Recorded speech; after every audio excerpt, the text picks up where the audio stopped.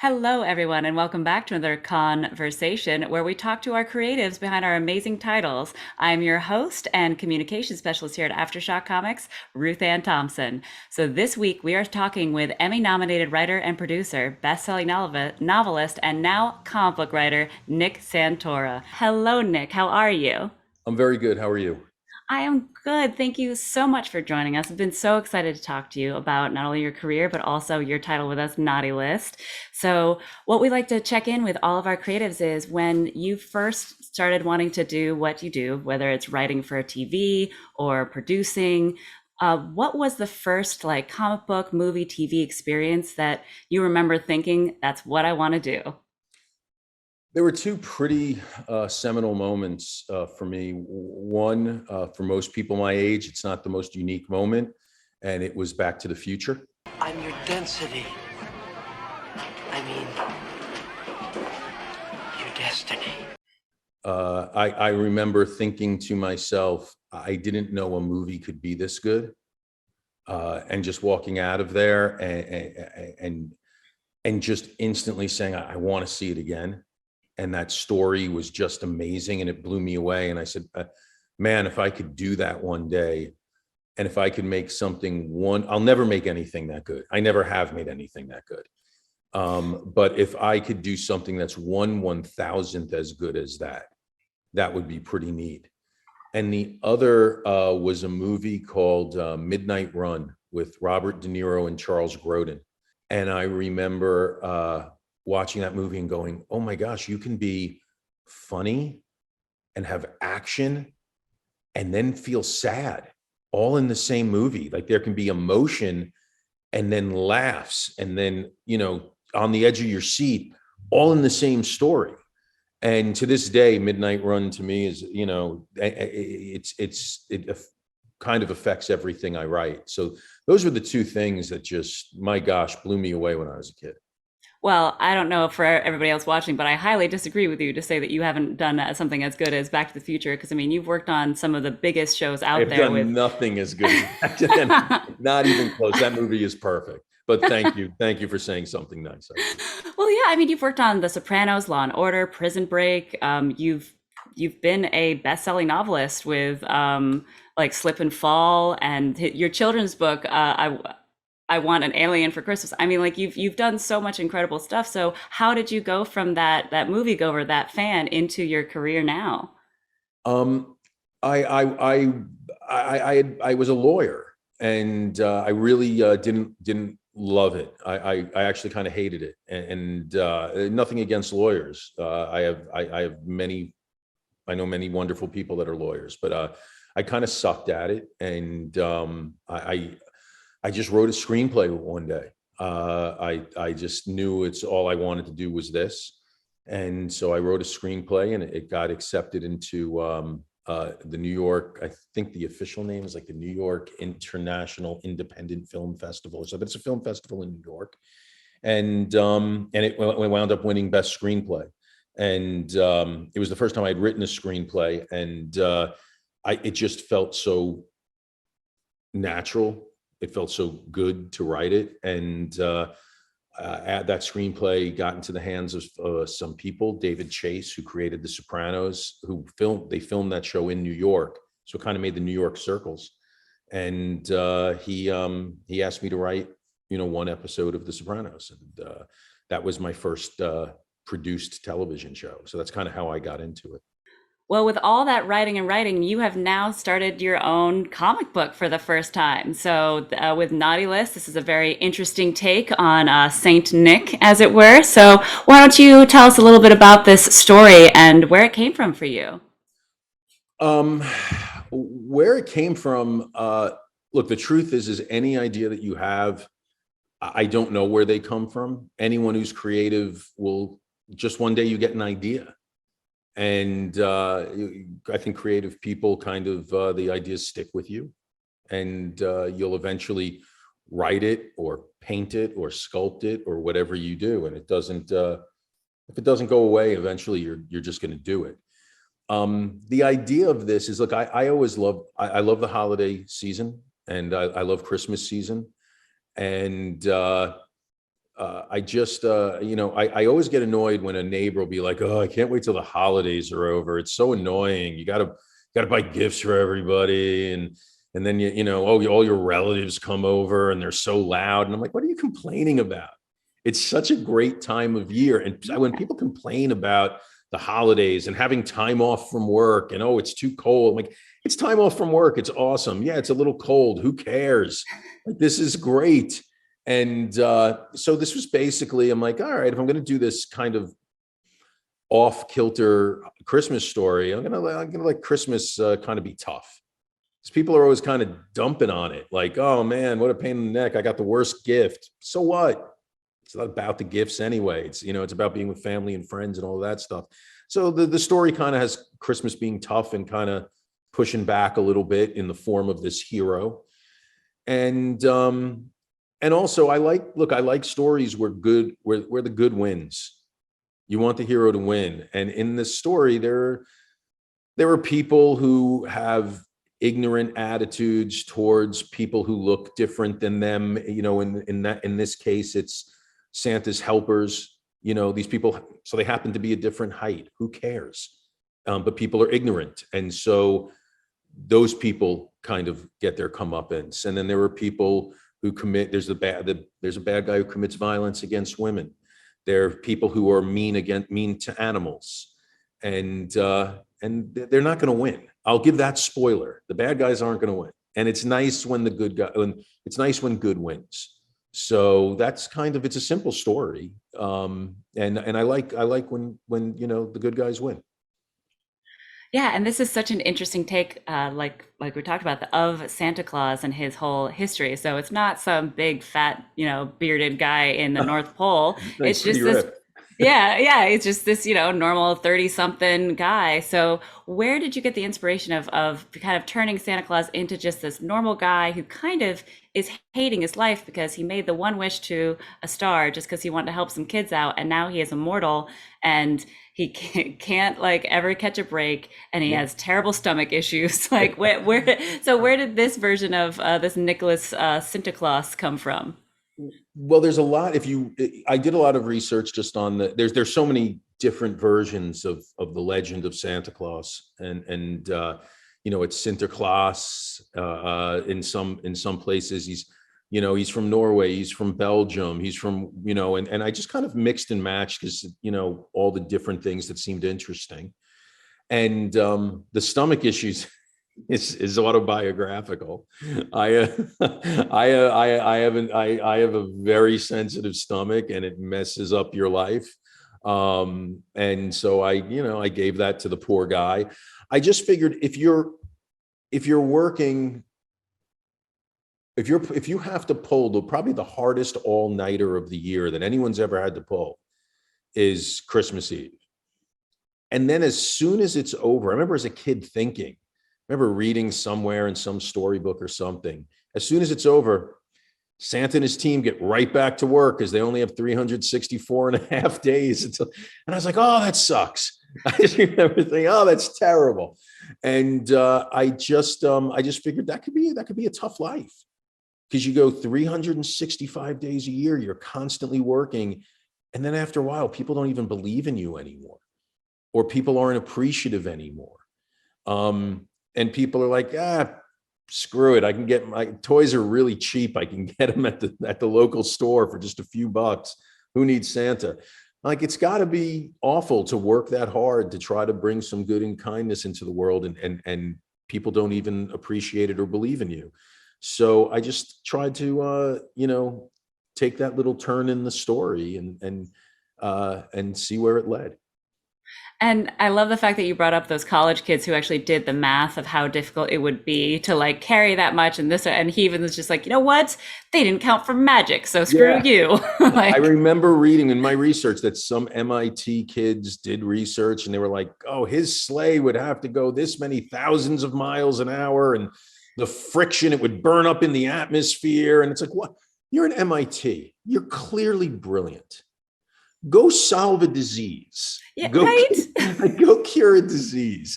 Go help world hunger. Don't disprove Santa Claus. Like that should be on the least of your list of priorities. So I remember I'm like, let's write in there that Santa doesn't appreciate that. And it's also just, to me, it's funny because Santa's like, really?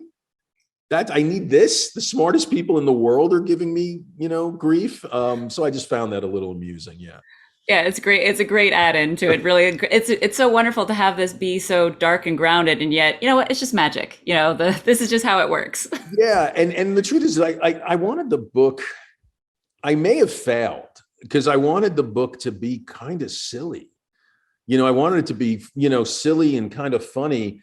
And I know some people have read it and they're like, oh, it's pretty gritty. And gritty's fine. It's fine. But I hope some people, laugh. My favorite moment in the book is when he's in the bathroom stall and the graffiti on the wall. Because I'm very immature and infantile. And there's a poem on the wall in there that I remember reading once in a public bathroom and laughing hysterically when I was like 11 years old. And I never forgot it. And people will see it. Everyone has seen this poem. And it's and that's kind of the tone of this thing, is just to be a little irreverent, let people, have a few laughs. Yeah, and you've brought in a villain because there is a naughty list that's just this magical machine that just happens, and then the names and everything that the people have done are just in Nick's head. But you've introduced, in this last issue that came out, issue 3, you introduced Rochambeau. Yeah, this Rochambeau is the embodiment of the worst aspects of the naughty list. The naughty list self-generates, and Sinterklaas doesn't need to look at it. It just instantly goes into his noggin. And it's everything, in the like in the comic book, it's everything from that kid stole his cousin's candy, which is technically naughty, to that person murdered that person. So it all goes on this list, and the worst of the worst in the naughty list is kind of embodied in this one bad person who is using the naughty list for financial gain and has become really quite wealthy and powerful. And he's got to, now he's got to be punished. He's going to get a little bit more than, coal in his stocking, I guess. Yeah, I also love the fact that he is also immortal. So it's very much a balance to Nick, that very yin and yang, good and evil. Yeah, listen, it's like when, I don't know, I'll pick something out of a comic book, but when, Superman has to fight Green Lantern. It's like, these are two pretty powerful people. How's this going to work? How's this going to come out?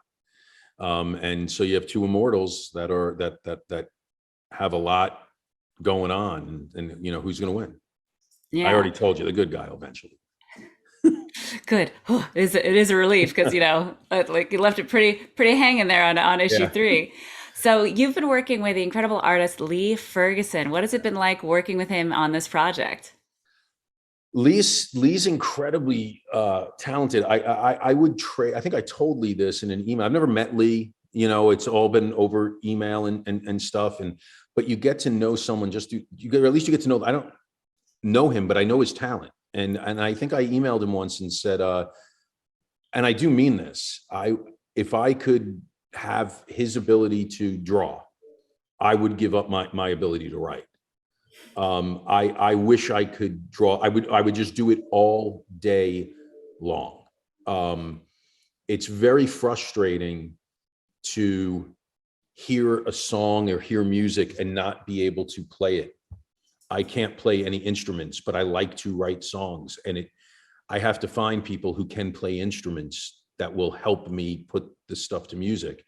It's very frustrating to be able to see an image and not be able to draw it, and to have someone like Lee who not only draws it but makes it so much better than what I wrote, and elevates it from the page and makes it come alive. And that guy's preposterously talented, and I don't know. This is the first comic book I've ever done. I don't know a lot about the world and the industry, so to have this book, which might be probably the only book I ever do, to get to work with someone like Lee it's pretty fortunate. Yeah, because he does work really well with some of the story points that you have of like a lot of imagination and magic type stuff. And like there's the Yeah. scenes that like whenever Nick has flowing water around him, it causes like these beautiful Christmas memories for anybody who's around him. And like I love the work that he did with that. So Isn't it from great? it's so beautiful. It's So from great. Lee, was there any of your favorite like scenes or specific panels that he did in the comic book for you? I would say the water imagery was beautiful because you can write it, and you can write it in as much detail and try to explain it, but it's like trying to explain the ocean to someone who has never seen a picture of it, never been in front of it, and you're like, oh, it's kind of like blue that goes on forever, and they're like, what, up high? No, not up high. It goes out and it kind of moves towards you. Oh, it runs at you? Well, no, it kind of in waves. Like, what's waves? Like, you can do the best you can to explain it in the script, but you need a visionary artist to take my gibberish and make it come to life. And he did that so well. And there's a scene where a character, Mickey Pastavazul, is looking at water and seeing an old Christmas memory. And I thought it was really beautiful. I also really love the images. I know it's immature, but in the bathroom stall. First of all, I'm from New York. That looks like every Queen's diner bathroom stall I've ever been in my life. It was perfect. It really was. It does look exactly like that. It was perfect. And I like when everyday things are captured so well. And if you can just capture a public bathroom or a public restroom and make it look real, that's a great artist. Lee can make the mundane, the everyday look amazing, look awesome. So I'm very grateful that, because Aftershock is driving this bus, basically. So they said to me, respectfully, you don't really know what you're doing. So we're going to give you some people that we think would be good to work with. And we think, Lee would be great for you to do this book. And I just said, okay. And it just worked out great. I couldn't be happier or more fortunate. Yeah, absolutely. That's one thing that Aftershock really excels at, is really matching the story to the artist very well. So this is another example of that. Yeah, 100%. So we have issue 3 out already, and then we're going to have issue 4, the final issue, coming out on July 27th. So without too many spoilers, what's next for these characters in this story? Oh man, it's hard without giving away spoilers, but it's remember the movie Muppets Take Manhattan? It's Sinterklaas and Plum take Manhattan, or one of the boroughs of New York, and they go in there and they're interacting with some real bad folks, and it's got a shocking ending, I think, though it's not the end of this journey. So hopefully, either through paper or film, we'll be able to finish this story out and let people know how it ends. Yeah, fingers crossed. Yes, absolutely. Because I can't wait to get my hands on the 4th issue on July 27th. And then we'll have the trade paperback. It'll be, if you get to your local comic book store before September 5th, because that'll be the final order cutoff, we'll be able to get that into your hands by the time Christmas comes around. Well, are there any other projects coming down the line that you're able to tell us about? I work on a show called Reacher on Amazon, which is a really fun show based on the Lee Child books. And I have a show coming out on Netflix next year, 2023, starring Arnold Schwarzenegger, though it is still untitled. We don't have a title yet. But if you see Arnold Schwarzenegger on a series in Netflix, check it out, please. That is awesome. Can't wait to see the governor back on back on screen again. Yeah. The governator, sorry. It's another example of, executives saying, this is the guy who's going to be in this show. And I went, okay. And it worked out. He's doing an incredible job. Well, fantastic. Nick, I can't thank you enough for joining us today to talk about Naughty List and your career. Thank you again. Thank you. Thank you very much. And for everybody watching, make sure to pick up Naughty List issue 4, the final issue, on July 27th, and then make sure to order the trade paperback before September 5th. It was lovely talking to you. Thank you. Thank you. Thank you all so much for joining this week's conversations. We're going to be continuing these conversations every week to make sure that we have a show as along with our happy hours. So if there's any creatives of ours that you want us to talk to, make sure you mention them in the comments below. And don't forget to hit like, subscribe, and that notification bell so you'll get to see all the amazing content we have coming your way.